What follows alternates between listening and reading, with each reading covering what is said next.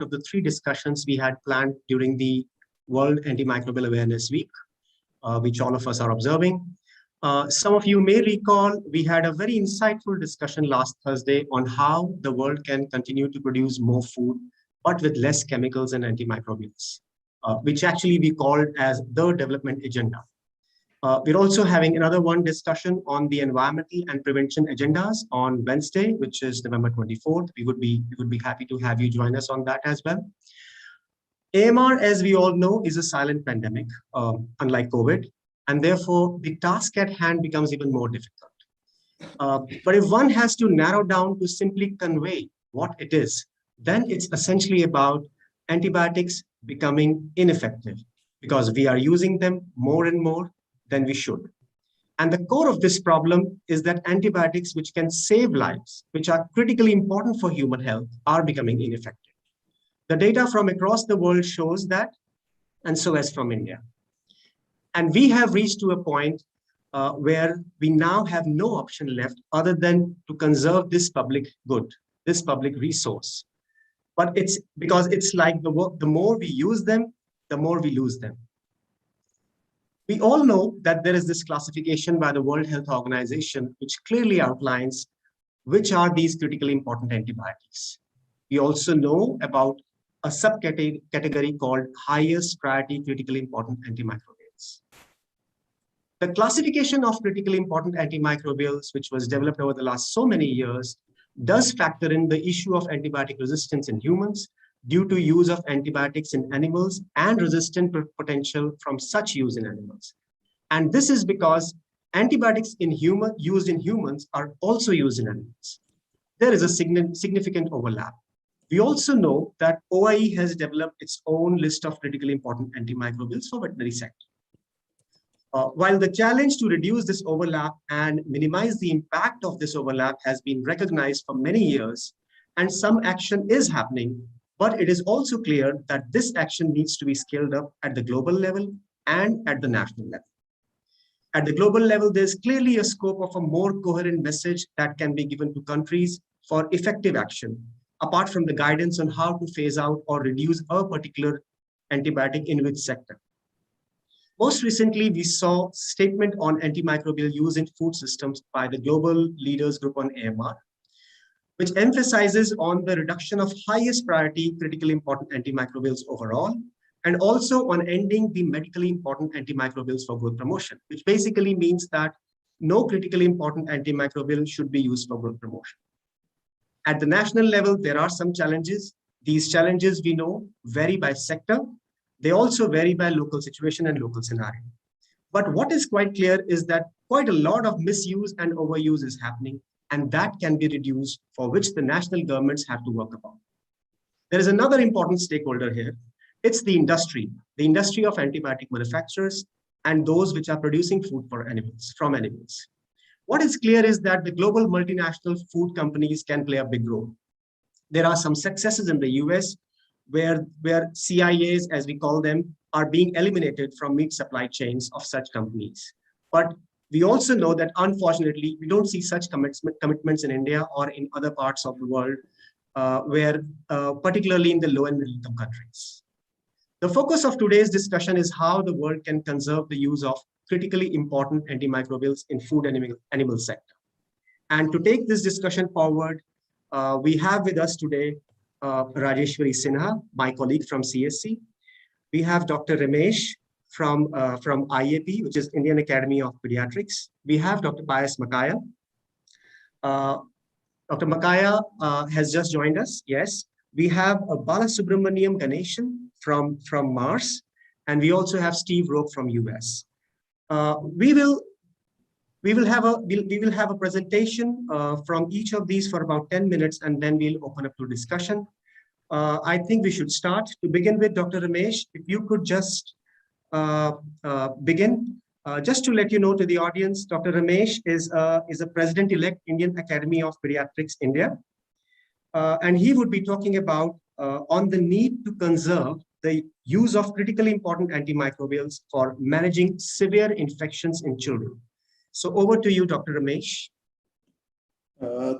Thank you very much, Mr. Amit, as well as the team from CSC. Fellow speakers, Dr. Stephen, as well as Balasubramanian Ganeshan, Dr. Pius Soprano, and my dear friends on the platform, my dear attendees. It's good evening and greetings from Indian Academy of Pediatrics. Myself, Ramesh Kumar, is the president of the Academy for the year 2022. And this is a representative body of 33,000 pediatricians across the country, across the vast country of India. And I'm based in Cochin, and I work with Apollo Atlex Hospital as the head of the Department of Pediatrics out here. Dr. Ramesh, have you shared your presentation, please? Yeah. Oh, yes, now we can see that. Yeah. Please go ahead. Yes, a minute. Okay, so I've been asked to discuss or deliberate on shortly, briefly on the need to conserve the use of critically important antimicrobials, especially with relevance to children. Being a pediatrician out here for the last 27 years, I must say that this is something which is very much a need of the hour, and which something we have been banking on for over a decade. But I'm pretty happy that it has gained momentum with the antibiotic awareness week coming up, antimicrobial resistance taking momentum across the world. And it's actually the need of One Health approach. Basically, as you see, if you look at the background, if you all know that the deaths can climb from anything like 700,000 right now to 20 million per year by 2050. And that's mostly what it's something like 75,000 hospitals in India. Out of only a few of them are running an effective AMR program. Even today, the other day also in my institute, we are having the antimicrobials, the week is being celebrated, and every day we are having a message morning and evening. But still, I'm not sure how far this is being percolated into the practitioners on one side. And more importantly, I believe that as you said, it's a need of One Health approach, where we need to look at the paradigm shift, where there is a human health is there very much interrelated with the domestic and wild animal health and the environment. That's an integrated framework, because as you see, the 60% of the illness, they come from the emerging and re-emerging infections. Other day I did a presentation on this. More than 60% it comes from they represent zoonotic diseases. So it comes from the animal world. So we need to be wary of it. In Kerala, we had, where I hail from, we had the SIPA, we had the Zika virus, the Nipah virus, and everything coming up. Most of them are zoonotic. So it's something like we need to address these concerns not only when we deal with the human health, even otherwise when the aquaculture, even the food-borne bearing animals and everywhere. So the integral components, basically, as you know, it's infection control, antibiotics, stewardship, and all other aspects. So basically, it's a One Health and AMR. So it's 10 million deaths by 2050 and costing around $66 trillion. Something like it's a very complex issue. As you all know, it's a human, environment, and animal food, all are related, interrelated.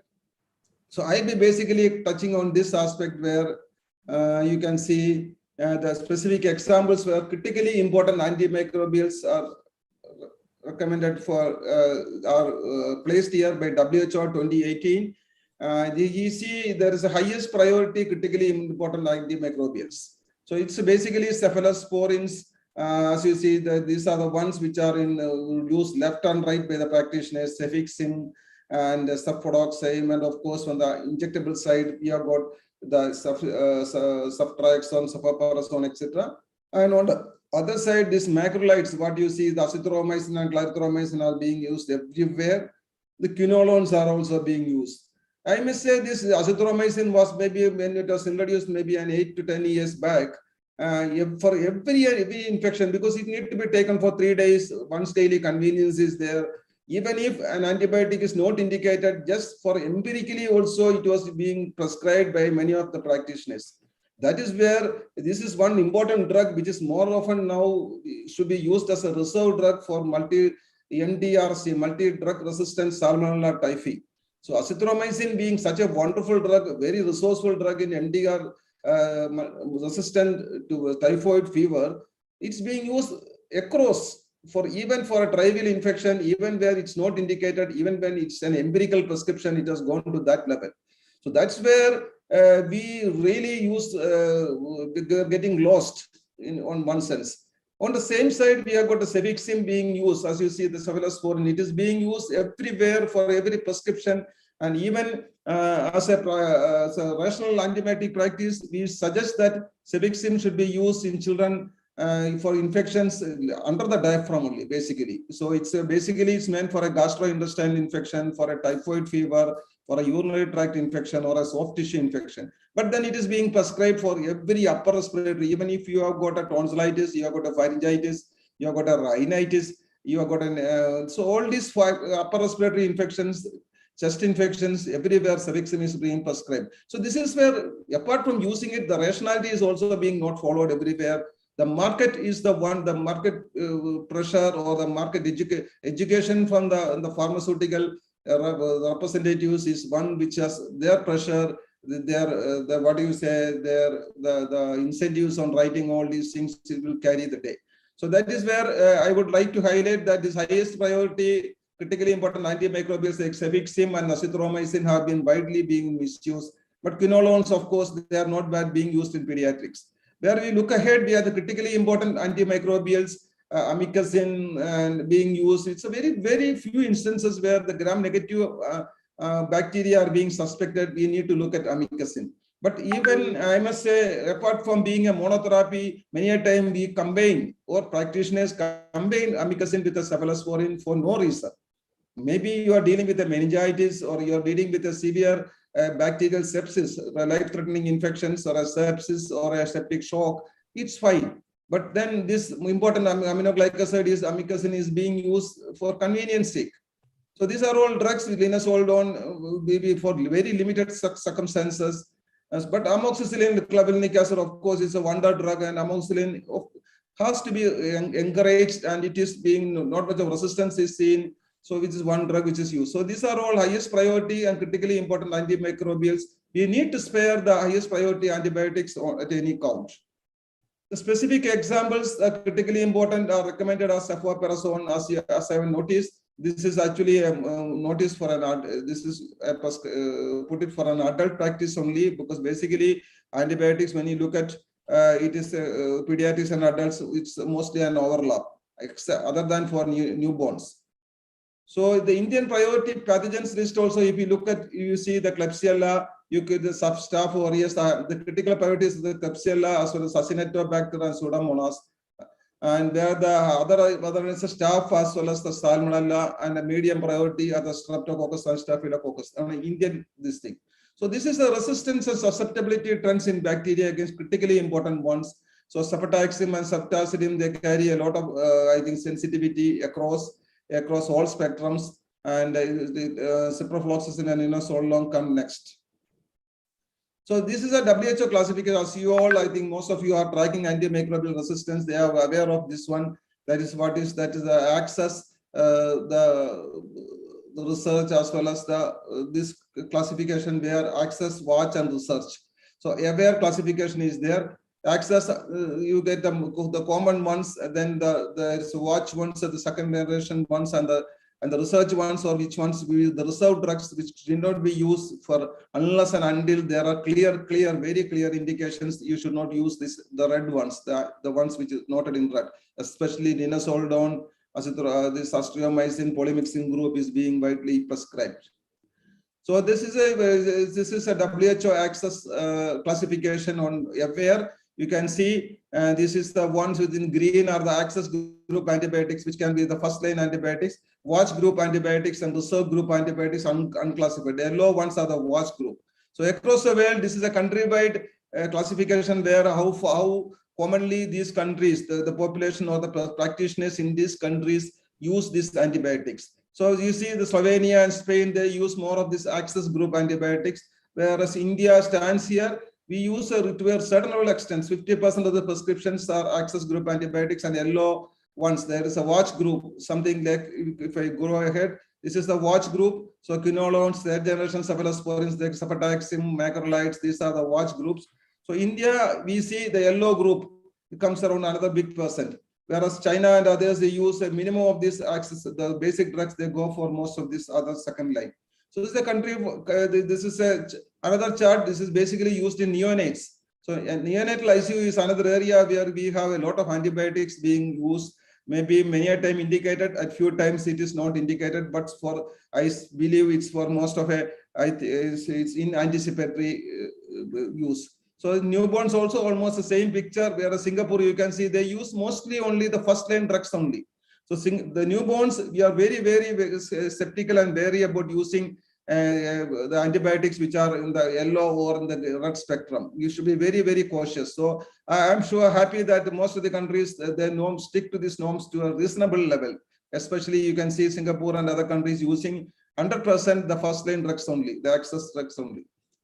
So ESBL produces, if you see, you can see the Acinetobacter, E. coli, Klebsiella, and Pseudomonas. This is the Indian ESBL produces in India. These are the common organisms. Whereas its carbapenem resistance, you can see in the top right-hand side, the chart here, Acinetobacter, they produce resistance in 70%, E. coli 12%, Klebsiella 51%. So carbapenem resistance, Acinetobacter is a major species, whereas the other one, the ESBL is mostly Acinetobacter, E. coli, all these groups, drugs are involved. Again, gram-positive bacteria, we got the methicillin-resistant staph coming up here, 47% they produce the resistance. Vancomycin-resistant enterococci, 12%. The resistance is there in gram-positives, gram-negatives, and all aspects. So basically, antimicrobial stewardship, as you all know, right antibiotic at right time, at right dose, for right duration, and for right patient. All the right has to come together, then only the stewardship really works. So it's like just most important aspect is once it is diagnosed, is the dose and duration of the drug is correctly prescribed. And you need to know the discontinuation of therapy at the right time. Most important is the de-escalation and the drug. So de-escalation is very important, which is being not being thought about maybe a decade back when we used to talk about the course of the antibiotics, 5 days, 7 days, 10 days, all those. Many a time for many certain specific infections, we need to continue on a higher note, but there are certain situations where you can come down, de-escalate the antibiotics appropriately. So then antimicrobial stewardship program, start smart and then focus. This is the as you see, the ultimate target.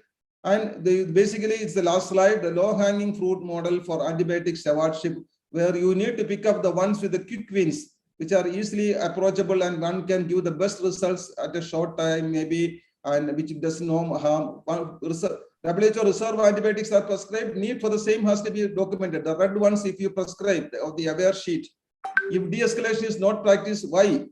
Double anaerobic coverage is redundant. If double is given, for example, metronidazole and linezolidone is given, that has to be documented. Why? If antibiotics is more than 7 days, the reason for the same. If it is a meningitis, okay, 14 days. If it is a septic arthritis, 21 days, fine. You have to mention why it is being given. If surgical prophylaxis is continued for more than 24 hours, then reason has to be mentioned. If more than 2 antibiotics, which should be very, very, very rarely prescribed and which has to be where abundant caution has to be practiced, reason for the same has to be practiced. So these are all things where the antimicrobial stewardship really should take us forward.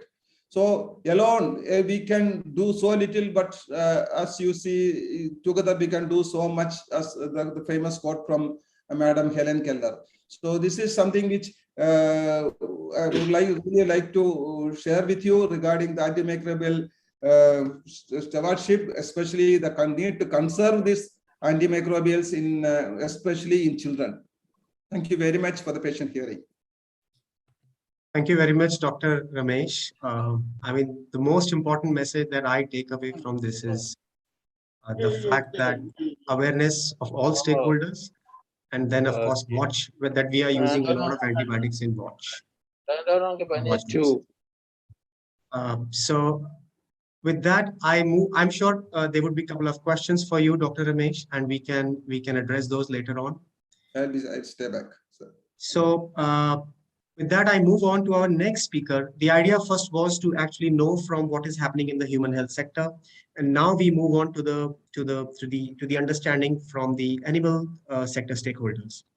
I invite Rajeshwari.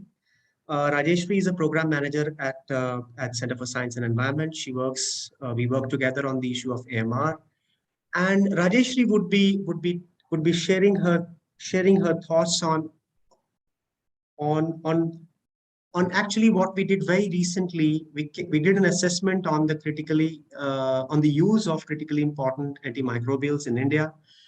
We came up with a report, and that report had two components.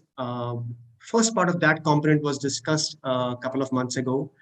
Today is the first time we'll discuss the second component also in detail, which is about India. So Rajeshwari, you may please take over. Thanks, Amit. I'll just share my slide.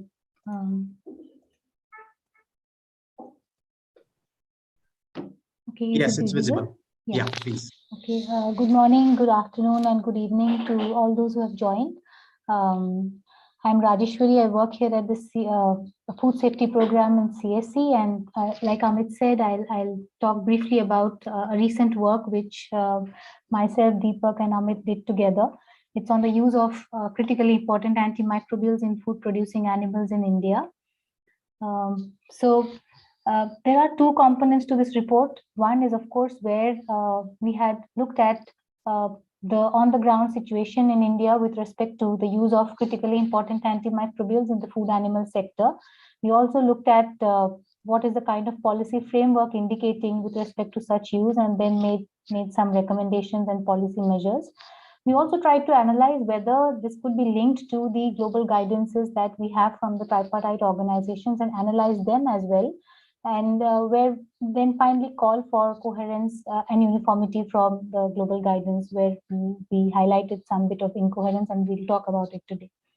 So moving on, before I think this is something which has already been discussed, so I won't spend much time. Just to say that the WHO has ranked all medically important antimicrobials for human health into three categories, which include the critically important, highly important, and important antimicrobials. And what is most important for us to understand is that the CIAs are the sole or one of the limited available therapies to treat serious bacterial infections in humans.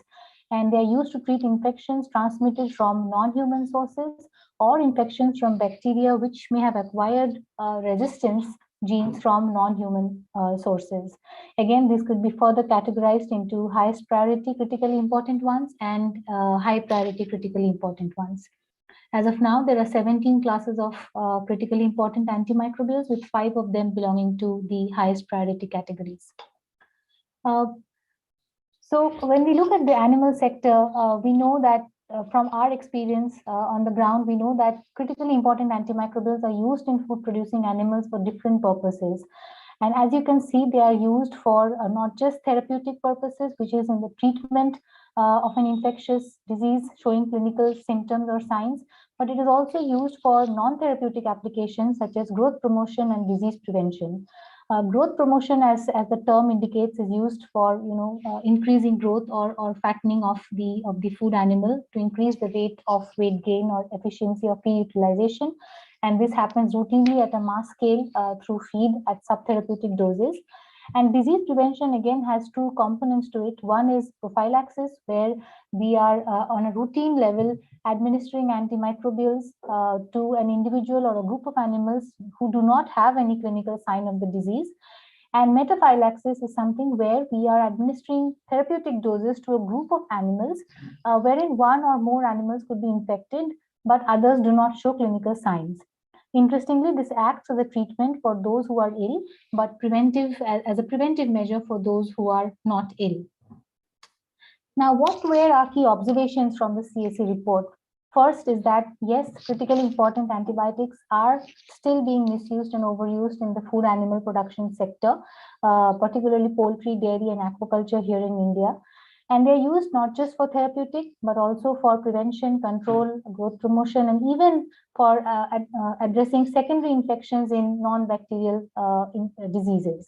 We found 27 different critically important antimicrobials from 7 classes being used, out of which 18 were from 3 highest priority critically important antimicrobial classes, which are the macrolides, the cephalosporins, and the quinolones and fluoroquinolones. We also looked at the policy framework and saw that most do not target the critically important antimicrobials, except one action which has been taken to ban colistin in 2019. Now, these are just snapshots I wanted to share and basically show what is the range of antimicrobials that are being used. This is largely CSE research based on information from the ground. And you see that in the dairy sector, 21 critically important antimicrobials are being used for various diseases for their treatment, prevention, and control. And they belong to 6 categories of CIAs. Similarly, in the poultry sector, there are 14 different critically important antimicrobials which we found to be used in practice, which belong to 4 CIA classes for various diseases. And likewise, in the aquaculture sector, the large, I think the one of only antimicrobial class used was the fluoroquinolones and quinolones, 3 different antimicrobials in this class for treating various infections caused by bacteria. But I also want to highlight that apart from these, the table notes that there are other antimicrobials also which are used, which are not critically important, but they are being used in practice. But why this becomes relevant for us? So when we looked at these antimicrobials one by one and studied the Indian data, which is available with the National Center for Disease Control as well as the Indian Council of Medical Research, we saw that common infection-causing bacteria in humans were showing high resistance to these antimicrobials, which were being used in the food animal sector. As Dr. Ramesh highlighted, these antimicrobials, the bacteria has nearly 50 to more than 50% resistance, particularly in case of cefotaxime, ceftadism, certain fluoroquinolones, macrolides, and gentamicin, amikacin, and the likes, and some penicillins. Coming to what we proposed and what could be done going forward is that India should consider developing a roadmap and a necessary policy framework to conserve the use of critically important antimicrobials for human, not just human, but non-human sector initiatives. This should include developing new or revised guidelines that can recommend antimicrobials for food animal sectors. The guidelines should aim to phase out the use of critically important antimicrobials for all non-therapeutic purposes, starting immediately with the highest priority critically important ones. The use of critically important antimicrobials for therapeutic purposes should not be resorted to unless we do not have any other alternative antibiotics available. Similarly, in case of the highest priority critically important antimicrobials, their use and treatment should be considered for phase out. The prohibition of CIAs as antibiotic growth promoters in food producing animals, such as in the case of poultry sector, which we have seen being used in practice and sold as feed and feed premix, is something that should be considered. Disease prevention is an issue of concern and is not much talked about. It's time that this is recognized as a non-therapeutic application and measures adopted, and necessary focus be placed on other approaches such as antimicrobial alternatives, biosecurity, hygiene, sanitation, good animal husbandry, so that the need for antibiotics we are able to avoid it. The Drugs and Cosmetics Act defines the word drug and places the word prevention, but there is an important need to qualify or clarify this, that it does not justify the use of antimicrobials as a mass preventative tool for infectious diseases.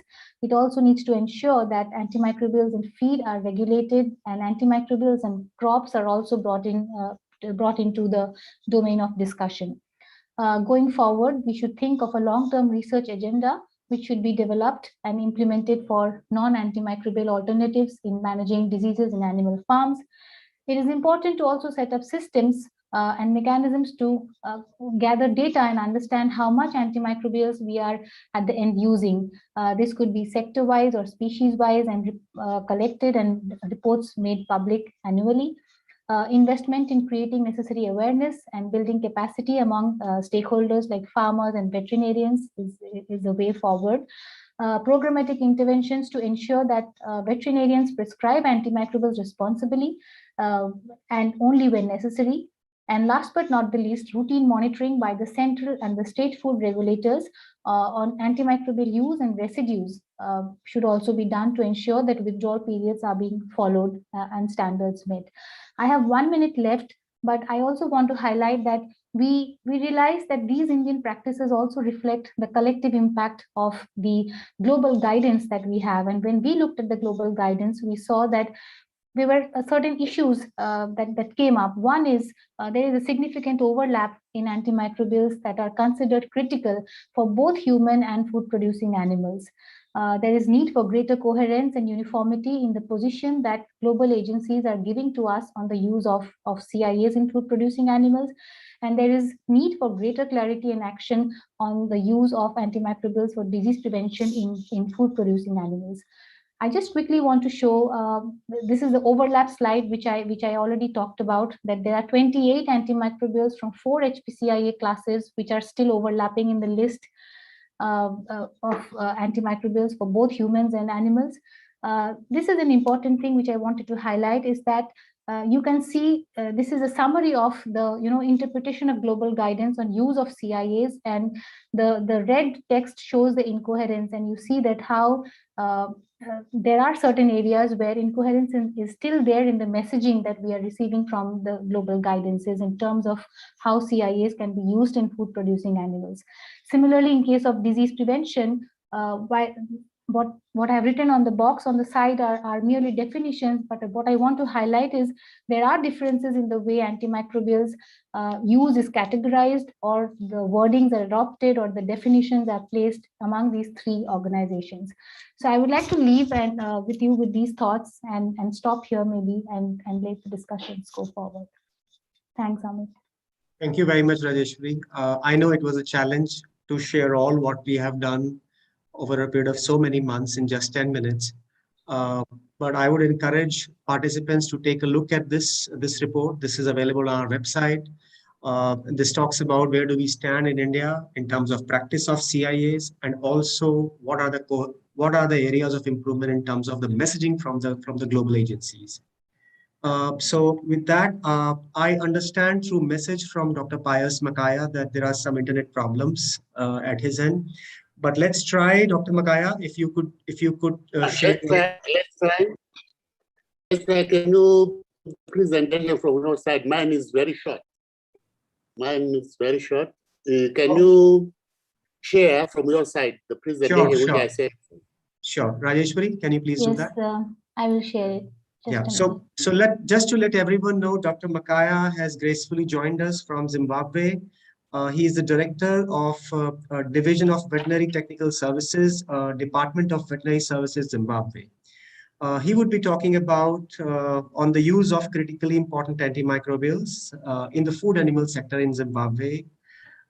He would share with us the status and how it can be conserved. So thank you very much, Dr. Makaya. Over to you. Thank you.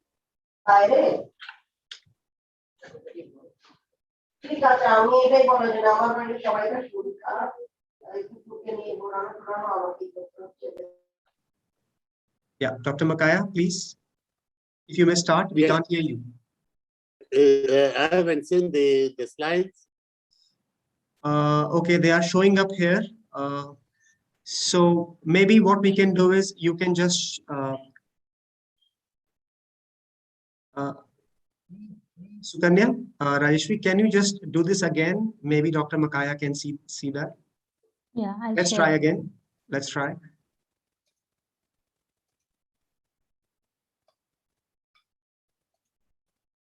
Can you see Dr. Makaya?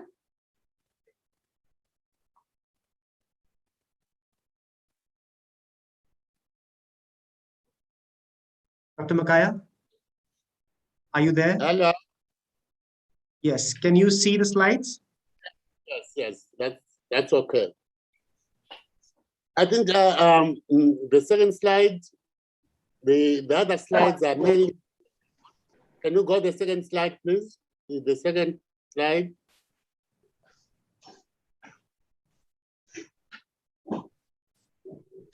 Rajeshri, second slide, Yeah. please. It's this one, right? Rajeshwari, just enable editing, so it will be easier. Okay. And now you can put on slideshow. Yeah, all this is just historical, that how the world came to request OIE to have a list of these and categorize these antibiotics. So you can go to the next slide. It's all historical, how we came to classify antibiotics into critically important. And can we go to the next one? Yeah, these ones are just background. Can you go to the next one? I know everybody knows about this from the presentations I had. Can you just go to that where there is a cow and a chicken? Yeah. I wanted just to say the WHO categorizes medically important antibiotics as follows. When it comes to the critical important antibiotics, it's further classified into highest priority and high priority. And those are some of the examples of the highest priority. Next slide. Next slide. Yes, and these are also examples of the high priority antibiotics. Can you go to the next slide, please?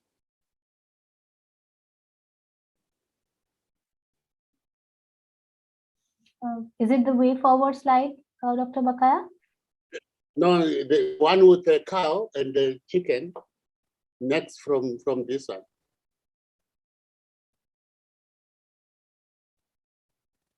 Yes. Now in Zimbabwe, the critically important antibiotics in Zimbabwe, the highest and the high priority drugs used in Zimbabwe. We talk of the cephalosporins, the third generation. Now go back.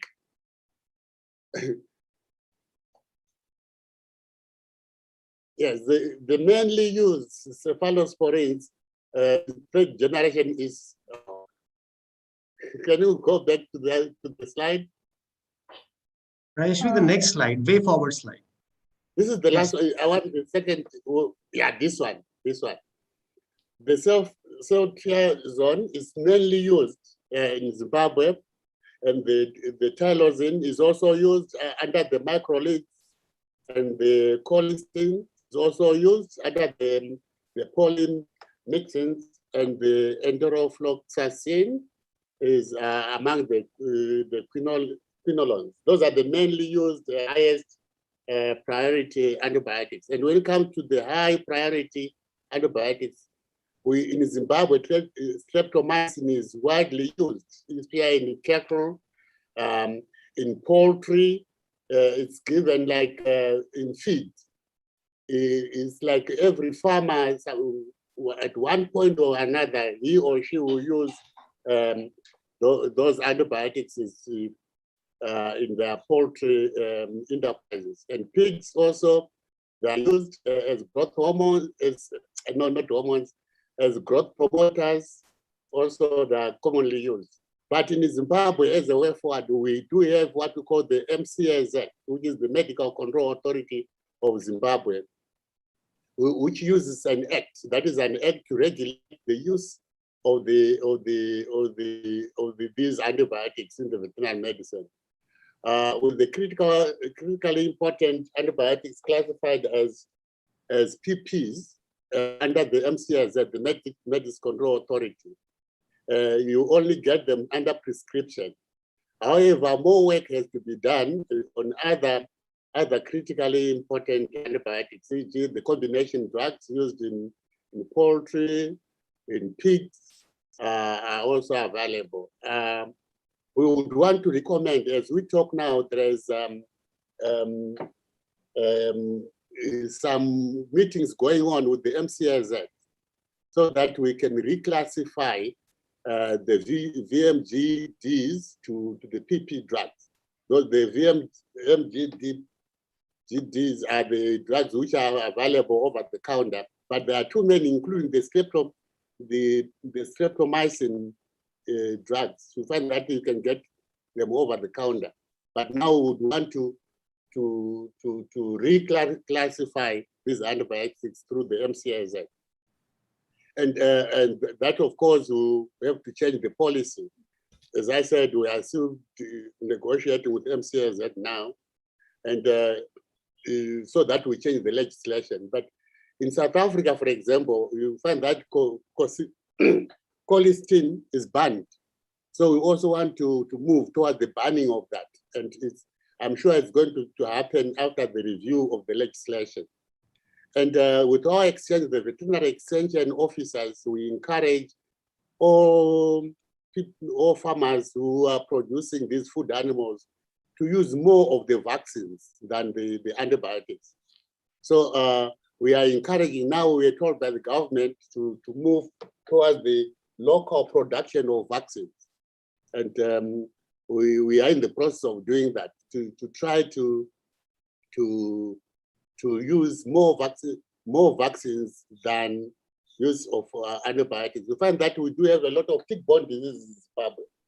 And there's a project which is supported by this tripartite IEA, WHO, to come up with the vaccines for anaplasma, babesia, and filariasis. This will help reducing the use of these tetracyclines. They are used too much in this country, especially in the beef industry. When an animal becomes sick, we take those antibiotics and just inject without making a diagnosis. And most of these diseases are tick-borne. So we are encouraging the use of vaccines instead of using the antibiotics. I think in short, that is what I can just, I didn't prepare a big one. I'm sorry for that. Thank you very much. Thank you very much, Dr. Makaya. In fact, this was quite very well targeted in terms of letting us know what you are planning to do in Zimbabwe. I think I particularly like the fact that you want to move towards having more drugs on prescription as part of the prescription, which is very important. But of course, we know even if they are, a lot of work still needs to be done to ensure that they are used as per the prescription. So, but we are very, very thankful for you to have taken time to share your thoughts, share your perspective from Zimbabwe. I'm sure we will get back to you on some questions if time allows. So with that, I move on to our next speaker. Next speaker is from the industry, someone who is involved in this food animal sector. Dr. Ganeshan, a very warm welcome. I'm sorry we could not welcome you in the beginning. Very warm welcome, and I hope to hear from you what the industry perspective is. Just to let everyone know, Dr. Ganeshan is a principal scientist, metagenomics and bioinformatics at Mars Global Food Safety Center. And he would be talking about on what can the food animal industry do to conserve the critically important antimicrobials. Dr. Ganeshan, over to you, please. Thank you very much, Amit. I'm in the process of sharing my screen. Hope everybody can see it. If you're having any issues seeing it, kindly let me know. More than happy to adjust. Just to give a little bit of background about myself before we launch into the topic of the conservation agenda and what the food and animal industry can do to conserve critically important antimicrobials. So I've been involved with, I'm both a food scientist and a microbial physiologist by training. And I have been involved with Mars for the last 6 years, working on the pet care side first, and then on the food safety, microbial safety side, applying genomic approaches to food safety at a large scale. And we have been involved in large scale projects for over roughly more than half a decade, doing high throughput genomics to develop approaches to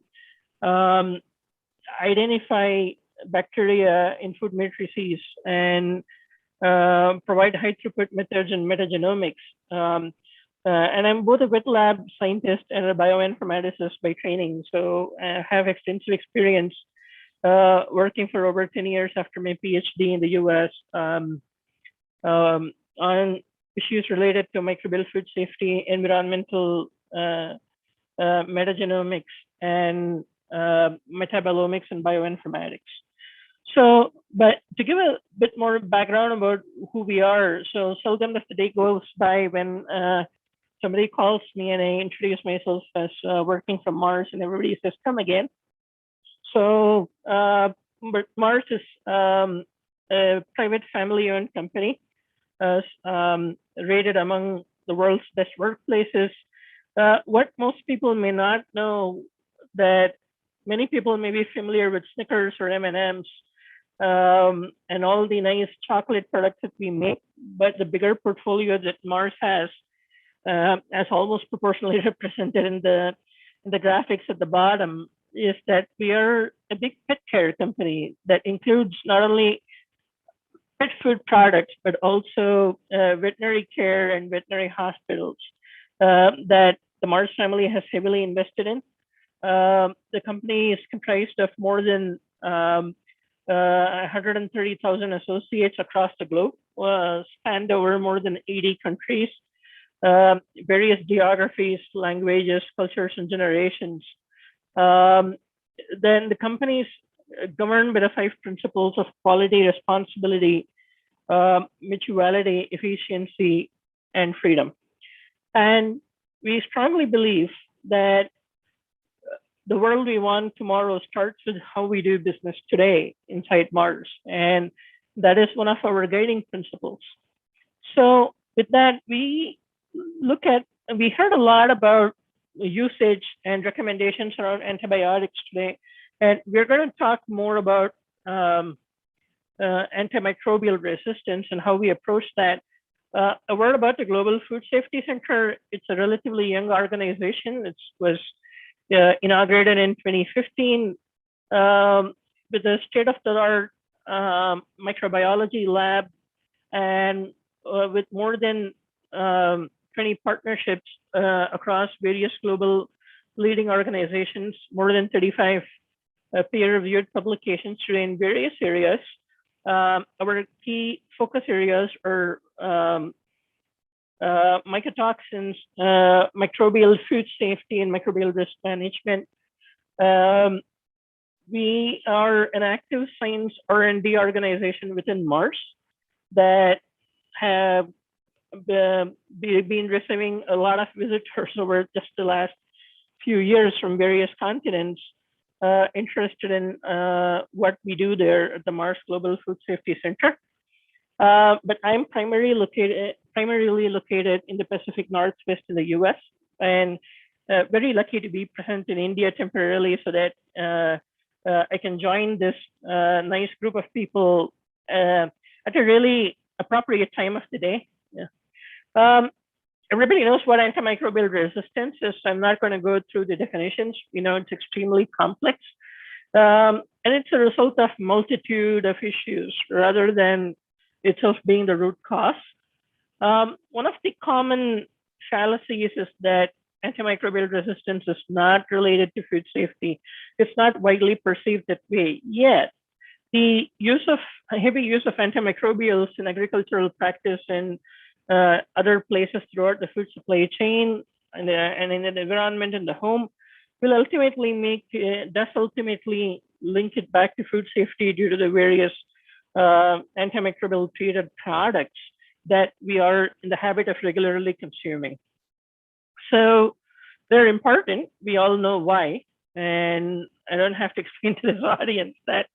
But there is linkage between AMR and hypervirulence and pathogens causing superbugs that cause untreatable life-threatening disease.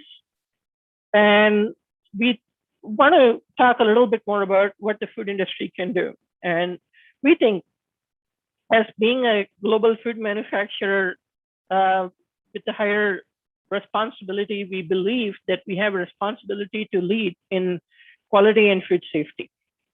And how are we going to do that?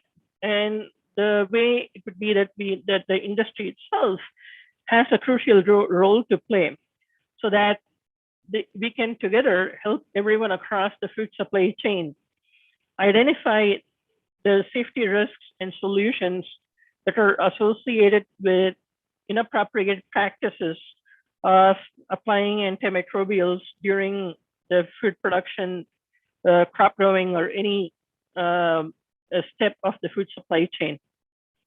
But we also strongly believe that we need collaboration across the board. No single entity can alone solve the challenges for food safety that the global food supply chain faces. So if we want stewardship, if we want to take responsibility, multiple entities need to come together across the supply chain in order that we resolve and we solve the issue. So what are the considerations for the future in terms of the food supply chain? It's important to be one thing related to AMR. We need to look at the big picture, and we need common alignment on the definition of antimicrobial resistance and the scope as it relates to the food supply chain. In addition to that, there is a need for consistent and harmonized regulations on AMR that will promote the ethical and responsible use of antimicrobials. Antimicrobials are a necessity. We want to use them, but we also want to be judicious and responsible about where we use them. And there is a need for multiple stakeholder engagement because this is such a complex challenge. And we feel that across the industry, across the food supply chain, everyone has a role to play jointly as we work towards a global vision, jointly as we create strategic goals, and jointly as we take coordinated action on antimicrobial resistance. And we do believe strongly that the private sector can help in antimicrobial resistance stewardship by increasing the awareness and understanding of ramifications and coupling that with research to understand where antimicrobials are being used in the value streams.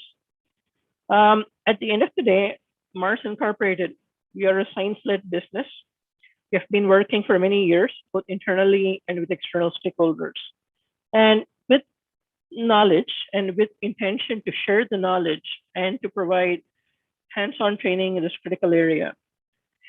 As regards to how the Mars Global Food Safety Center is involved in antimicrobial resistance stewardship, we are developing genomic and informatic capabilities that are capable of searching for specific gene sets that indicate proclivity for antimicrobial resistance.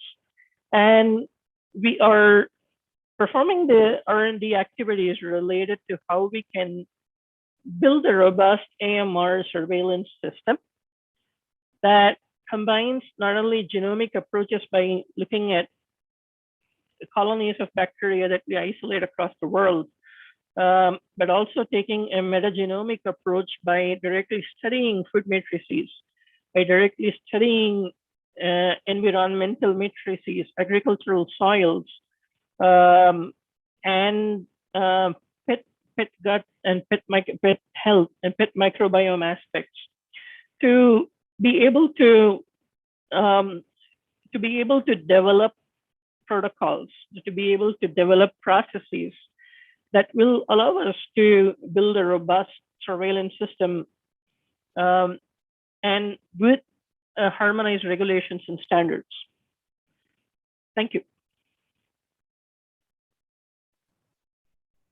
Thank you very much, Dr. Ganesan. And we are really happy to note that yes, the private industry wants to be a part of this.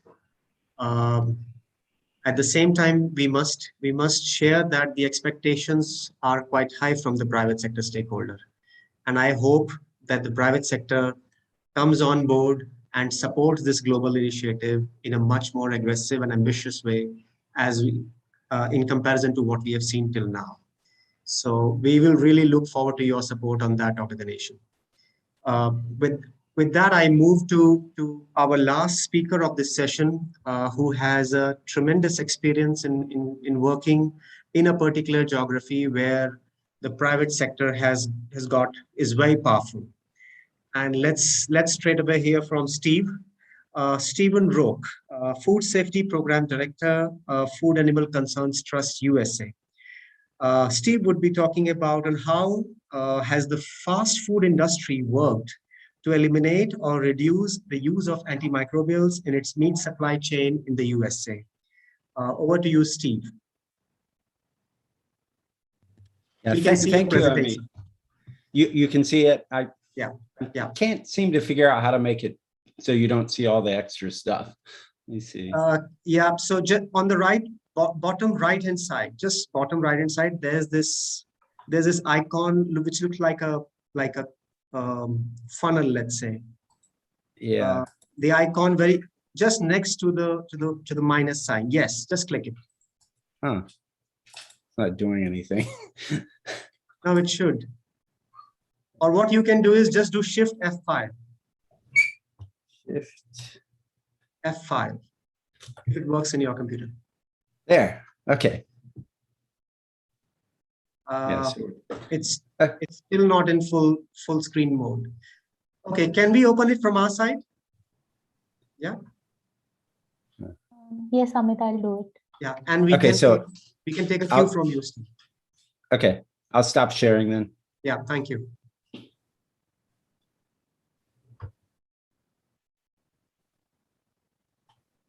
Just a minute.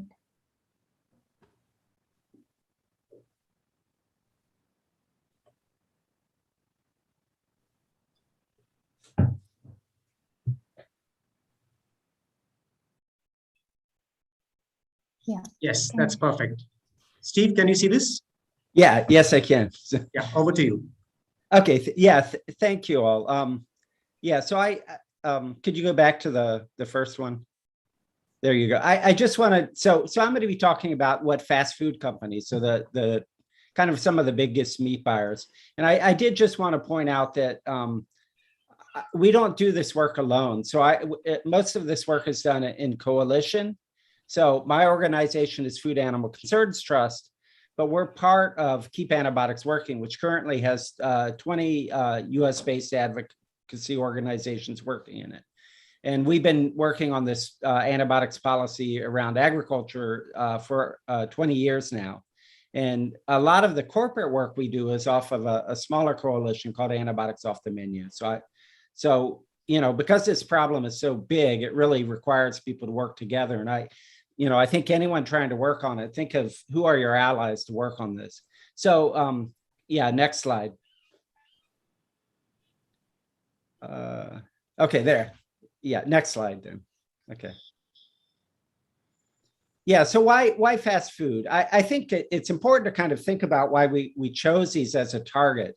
One, they're big buyers of meat. The other thing is they're easily identifiable. So a lot of people already know these names. And then they're very responsive to consumer campaigns because they want to protect their market share. And the final thing that I think people might not think about it is they normally have limited number of offerings. So if you try to do a campaign against a grocery chain, they can say, oh, well, we're selling this type of good meat in combination with the bulk of the really bad meat. So I think these kind of things work together, that fast foods are quite good targets for getting, if you're looking at how you can put pressure on companies to make changes. So next slide. So we've been doing this work for a very long time. So Keep Antibiotics Working was created in 2001. And pretty much from the beginning, we were doing outreach to companies to try to get them to make changes in their policies around antibiotic use. And so one of the first victories we actually had with this was in 2003. McDonald's had two policy parts. First, they agreed not to use the critically important antibiotic fluoroquinolones in their chicken production. And the other thing is they decided not to use antibiotics for growth promoters in their chickens. And one of the issues there was part of they could do this is because when they purchased chicken, they actually purchased whole flocks. While when they purchase other meats like beef and pork, we're just purchasing part of the animal. So that creates a greater challenge when you go to other types of meats. So, and this kind of went forward from there. And then 2006, there was this fight between two of the largest chicken producers in the US over Tyson's antibiotics claims. So kind of when they started competing around antibiotics with each other, we had more progress. And so at that point, we started seeing movement in the chicken industry. It was kind of initiated with what McDonald's did early in 2003. And then it kind of moved through this conflict or this kind of, fight between the two big companies to see who could do a better job.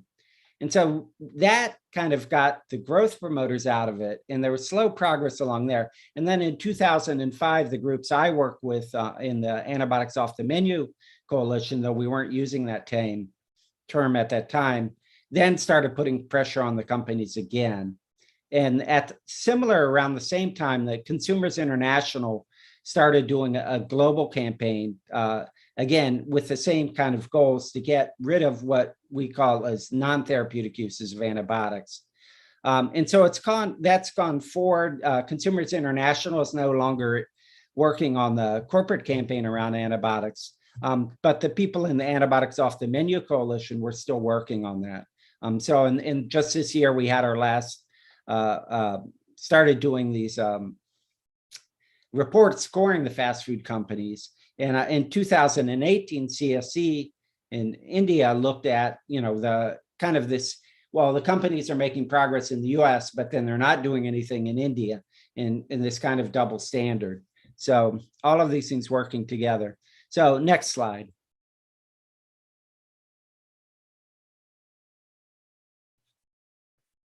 Yeah, so how do we go about getting this type of change? I mean, that we always talk to the companies before we do anything.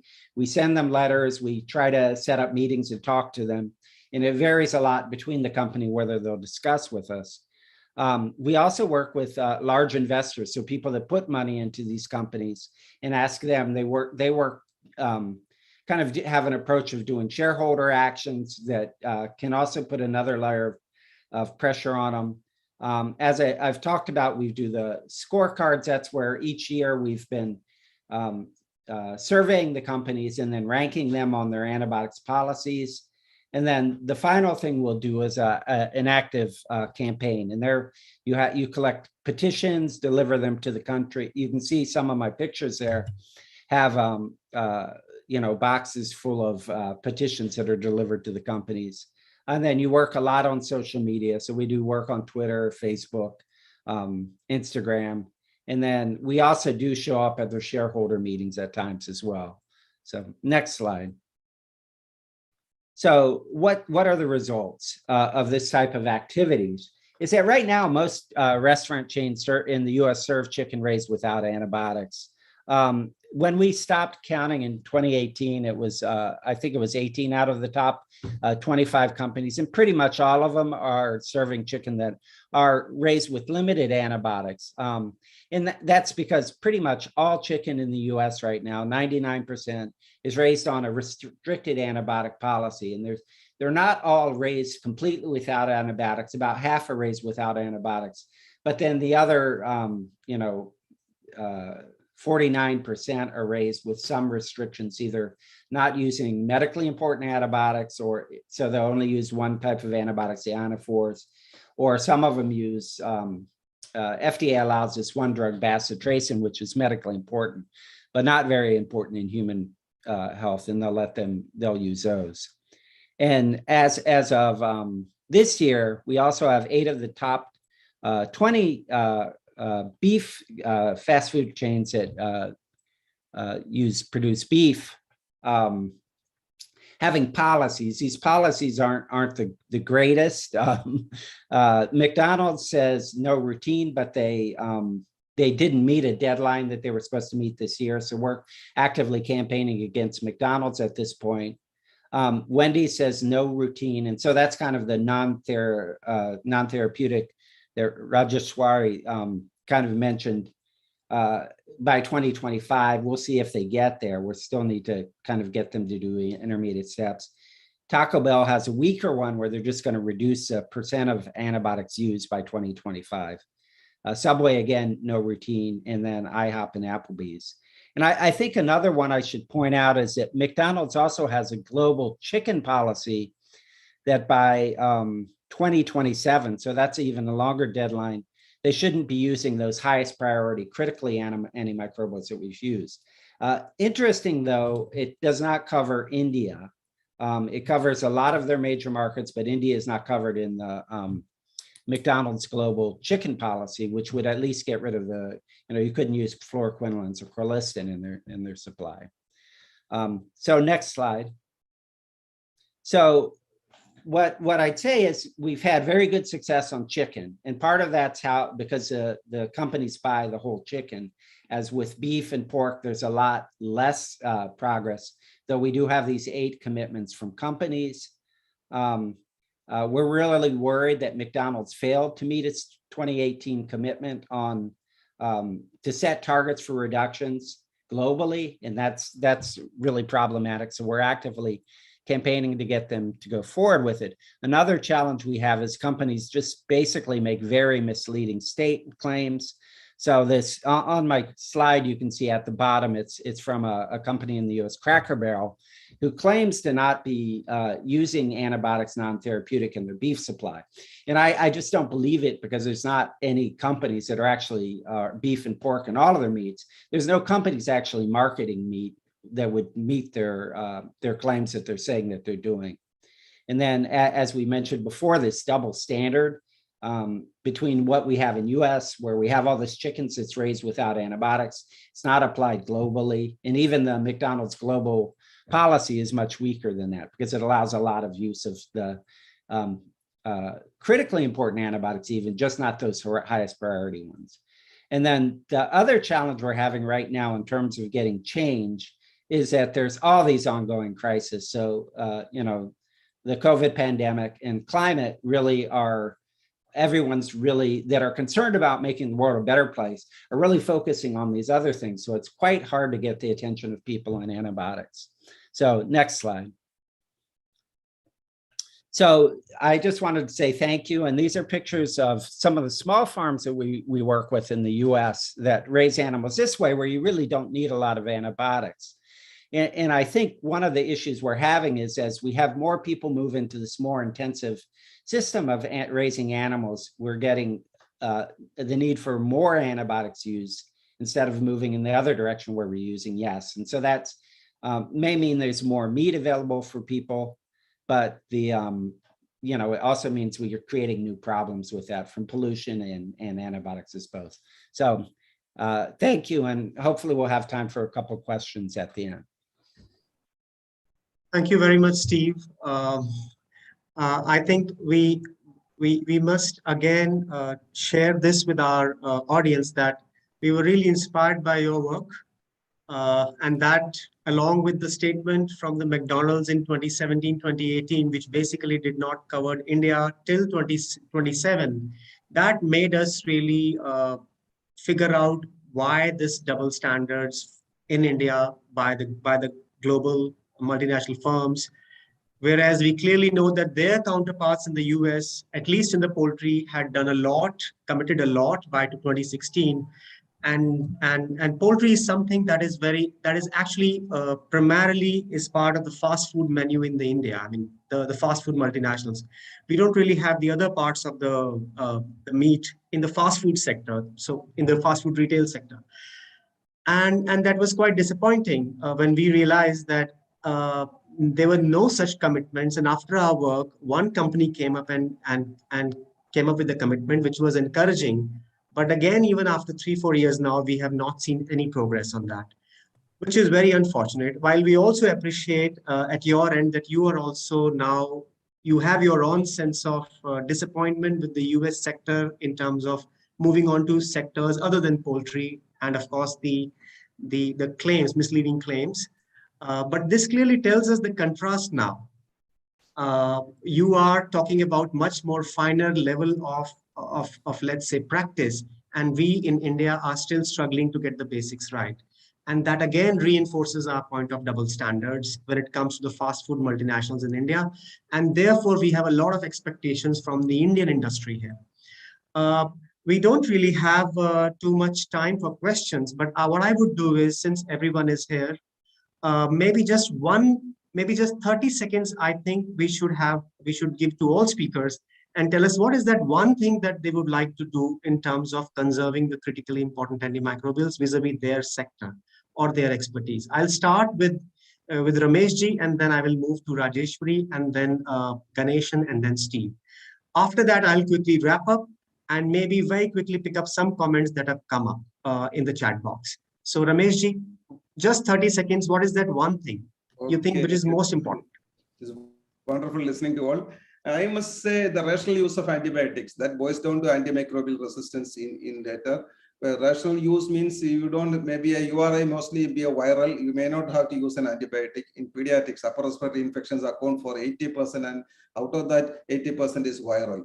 So of course, so rational use of antibiotics will definitely take you the cornerstone of antimicrobial, this dealing with antimicrobial resistance. And of course, in the ICUs, always for the protocol, follow the protocol, follow the right choice drug at the right time for the right duration, and de-escalation at the right moment, switching on to oral formulations, and be brave enough and bold enough to stop your antibiotics if it's not indicated. Think twice, document why it is being given, why it is being given beyond a particular day, why 2 drugs are added. So these are my take for the important takes to, especially as a practicing pediatrician for the 25 years plus, how to tackle this menace. Thank you very much, Rameshji. Rajeshwari, would you like to say something? Yeah, Amit, I think my 2 cents would be in the Indian context, very quickly lay out or chart out a roadmap on how we want to move forward. There's a lot of discussion that is happening, but we have a lot to do in the context, particularly in the context of critically important antimicrobials, and also focus more on prevention so that the need in the first place is reduced. And once the need is reduced, I think the entry into the input into systems and as well as the exit from the systems will start getting to be taken care of. So we focus on the preventive aspects as well. Dr. Ganeshan? From an industry perspective, I think there are several things we can do. One is extend global engagement on education and training of using antimicrobials across the food industry, improve surveillance so that we can improve accurate surveillance using genomic technologies to help identify critical issues related to the spread of antimicrobial resistance across the food supply chain. And finally, implement these as standardized practices in growing monitoring systems within the food industry so that the issues can be tackled at the root cause. Steve? Yeah, I think my recommendations are kind of similar to what everyone else has said, but I really think we need to identify and create incentives either through corporate buying policies, or I also think government policies are really important in this sphere as well. And those work tandem and have in the US. They kind of identify ways that we can raise animals and then create incentives so that people are raising animals in those ways, that where you don't need to use antibiotics on a routine basis in the animals, that they're actually reserved, kind of that reserve idea for when the animals really are sick, and doing everything you can to keep animals from getting sick in the first place.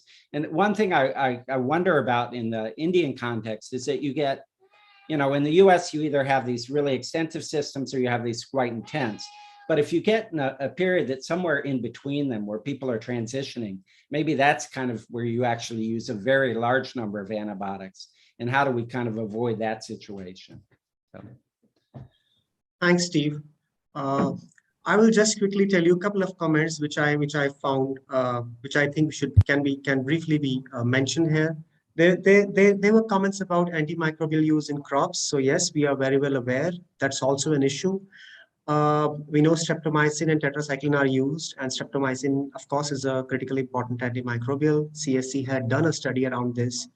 That's an issue, but of course, it is in itself, it's a big issue and can certainly needs much more specific targeted discussion around that.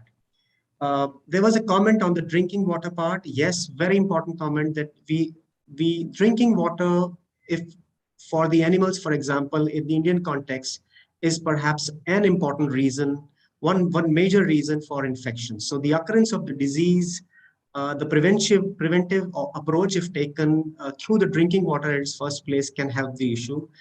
There was a point around vaccines and natural immunity boosters. Again, yes, the importance of prevention is very is something that we have to aggressively work upon. There was a question around pharma companies, whether they have a role. I know that, I mean, we all know that yes, there have been discussions in India and many parts of the world how the engagement with any human sector and the animal health sector of the pharmaceutical industry is something that needs to be very addressed, so that the issue is addressed through all stakeholders. I would now like to just wrap up here and say that what was clear is that from one, we heard Dr. Ramesh, who actually talked about the need to address this issue from the children perspective. And then we also heard on the other spectrum from Steve and also the Dr. Ganeshan about how the industry can play a role. So this basically tells us, along with the last slide of Dr. Ramesh, which tells that together we have to do it, all stakeholders, we have to do it. Clearly, if you see how the global sectors can play a role, we need more coherence in the guidance in terms of how nations can address this issue. There's a very big need there.